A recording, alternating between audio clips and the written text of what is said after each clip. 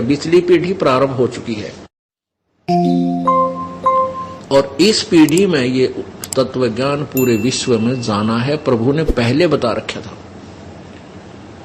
और पूरे विश्व में ये एक ही भक्ति रह जाएगी। ये सभी धर्म के धार्मिक व्यक्ति परमात्मा स्वीकार करेंगे, भक्ति ऐसे ही करेंगे जो दास बताएगा और पूरे विश्व में शांति होगी। अब अज्ञानता के कारण अनजानपने में अलग अलग सीमाएं बना करके हम एक दूसरे को विनाश करने के लिए तत्पर बैठे हैं।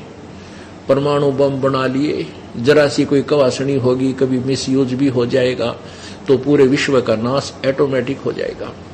और जब ये ज्ञान पूरा फैल जाएगा, ये जो परमाणु ऊर्जा इतनी शक्तिशाली है, इसका सदुपयोग करने लगेगा विश्व, तो पूरे विश्व में यानी ऊर्जा की कमी नहीं रहेगी। इसका सदुपयोग हो जाएगा, एक दूसरे को मारने के लिए प्रयोग नहीं करेंगे।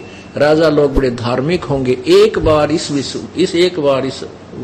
कलयुग में सतयुग जैसा माहौल अब बनेगा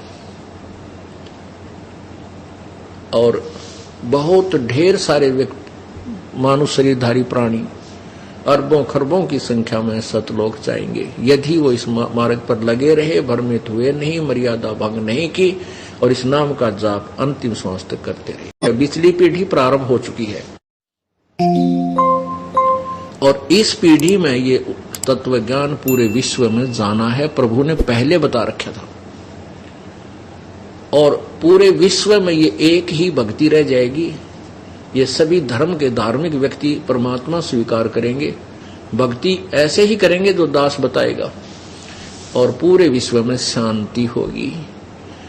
अब अज्ञानता के कारण अनजानपने में अलग अलग सीमाएं बना करके हम एक दूसरे को विनाश करने के लिए तत्पर बैठे हैं। परमाणु बम बना लिए, जरा सी कोई कवासनी होगी, कभी मिसयूज भी हो जाएगा तो पूरे विश्व का नाश ऑटोमेटिक हो जाएगा।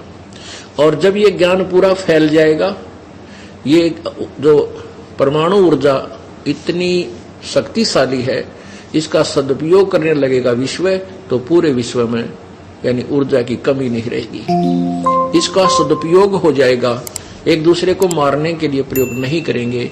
राजा लोग बड़े धार्मिक होंगे। एक बार इस कलयुग में सतयुग जैसा माहौल अब बनेगा और बहुत ढेर सारे मानव शरीरधारी प्राणी अरबों खरबों की संख्या में सतलोक जाएंगे यदि वो इस मार्ग पर लगे रहे, भ्रमित हुए नहीं, मर्यादा भंग नहीं की और इस नाम का जाप अंतिम श्वास तक करते रहे।